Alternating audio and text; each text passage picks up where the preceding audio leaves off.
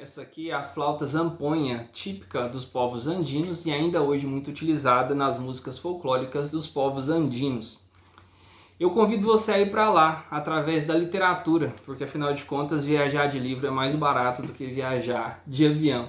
Isso através do livro do equatoriano Jorge Icaza. Huasipungu é o nome desse livro. Ele foi publicado em 1934 e ele é tido como um dos principais livros daquele país. Quais são, eu diria, os personagens principais? São os indígenas de descendência inca que lá viviam. Em qual contexto? O contexto do início do século XX, por volta de 1930. Nós temos um protagonista, um dos protagonistas, que é um senhor de posses, o Alfonso Pereira. Ele mora em Quito com sua família, só que acontece algo. A filha dele, a Lolita, de 17 anos, engravida e o pai da criança some. Então ele quer esconder essa gravidez da filha da sociedade. Então, a sociedade de aparências, ele vai para o interior. Outro motivo também o move. Ele está endividado, ele é um cara de posses, o pai dele tinha muitas posses, mas ele está endividado, ele precisa saldar suas dívidas, entre as quais uma com seu tio, que também tem muito poder, o Julio. Esse mesmo tio faz a proposta para ele. Há gringos, estrangeiros, que estão interessados em explorar petróleo, e esse petróleo está num território que pertence a uma de suas fazendas. Só que para isso ele precisa primeiro fazer estrada, porque afinal de contas naquele interior está muito precário e sequer tem uma estrada para chegar o maquinário até lá. Ele vai nessa empreitada e é lá na fazenda, no interior, que se desenvolve quase toda a trama. Huasipungu, que é a palavra que dá título ao livro, que eu também desconhecia. Huasipungu é o nome de uma parcela de terra dentro da fazenda de um grande senhor de posse que ele cede para o indígena, no caso para o indígena equatoriano, viver com sua família e cultivar suas coisas. Em troca, ele trabalha para esse senhor, e esse senhor vai ser o Alfonso. Qual é o problema? E esse é um dos objetos aqui do texto, do livro, da história. Os indígenas vivem quase que numa semi-escravidão, eles são muito explorados. Inclusive, outro ponto justamente é esse, né? A maneira como os indígenas equatorianos são tratados ao longo do texto.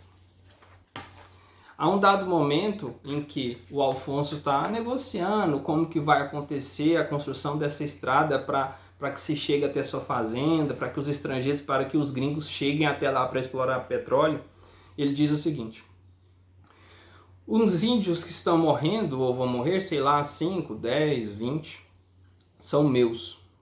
Estou perdendo capital em benefício da propaganda que depois o senhor e o ministério em que o senhor trabalha vão poder aproveitar. Concluiu o latifundiário. É verdade, mas nada demais. Morre mais gente na guerra e, no entanto, ninguém fala nada.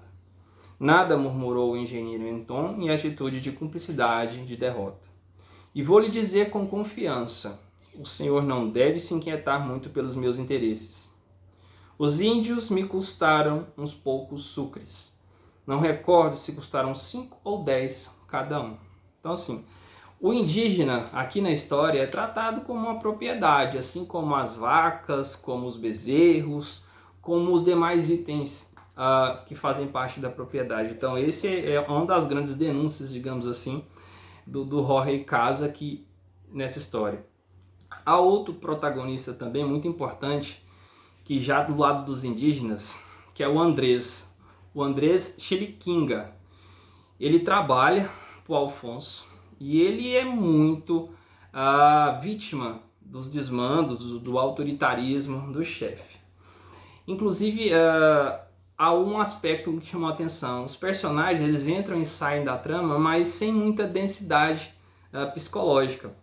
Até o próprio Alfonso, ele é truculento, autoritário, é um latifundiário que passa por cima de tudo com o objetivo de lucro.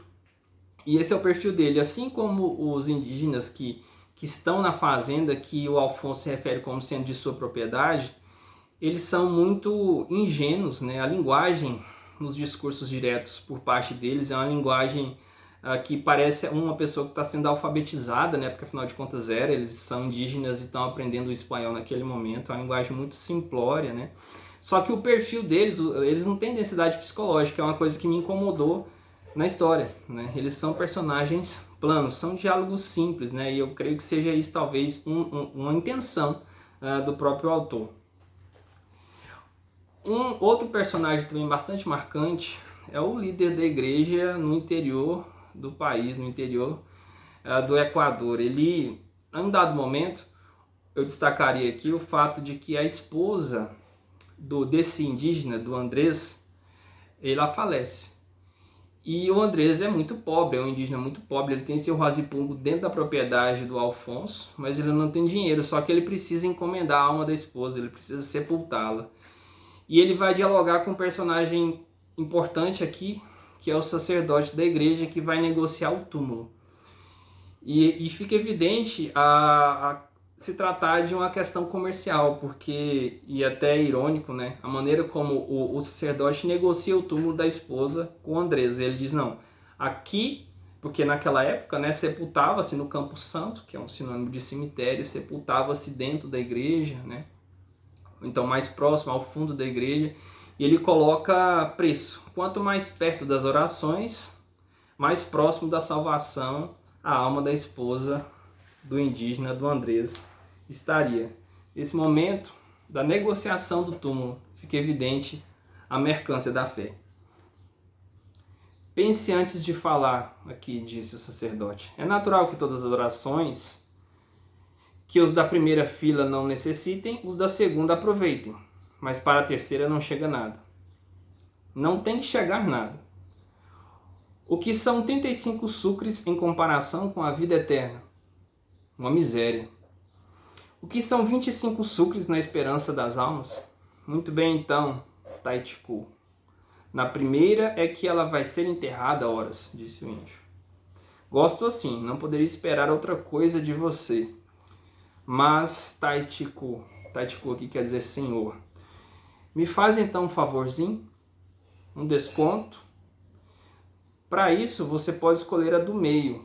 A pobre Cunche padecerá um pouco mais, mas se salvará de todo modo, se salvará.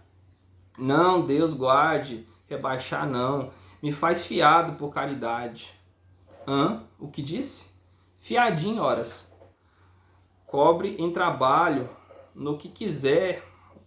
Desde as 4 da manhã venho fazer uma colheita. Não, impossível, disse o sacerdote. Entrar no céu fiado, não faltava outra coisa. E se o índio não me paga aqui na terra, quem tira a defunta de lá de cima? Né? Fica até tragicômico esse diálogo aí do sacerdote negociando o local onde seria sepultada a esposa do índio, que nos leva a outro aspecto, a miséria dos indígenas que viviam nos razipungos, já que eles não recebiam pagamento, né? O pagamento era ter direito a cultivar suas coisas dentro daquela pequena porção de terra, que geralmente era uma porção de terra menos fértil da propriedade do grande fazendeiro. Então, a todo momento fica evidenciada a miséria, a situação de extrema pobreza dos indígenas daquela região. Eles vão tolerando sempre esses desmandos, mas chega um momento, há um dado momento aqui na história, que eles não aguentam mais e acabam se revoltando. Mas vocês já podem imaginar de que lado ficaram as forças de segurança quando houve uma espécie de revolução por parte dos indígenas contra o fazendeiro. Então, sim, são muitos aspectos, mas o personagem principal é o indígena equatoriano e o latifundiário que o explora. Vale a lida. Veja, leia Huazipungo, do equatoriano Jorge Icaza.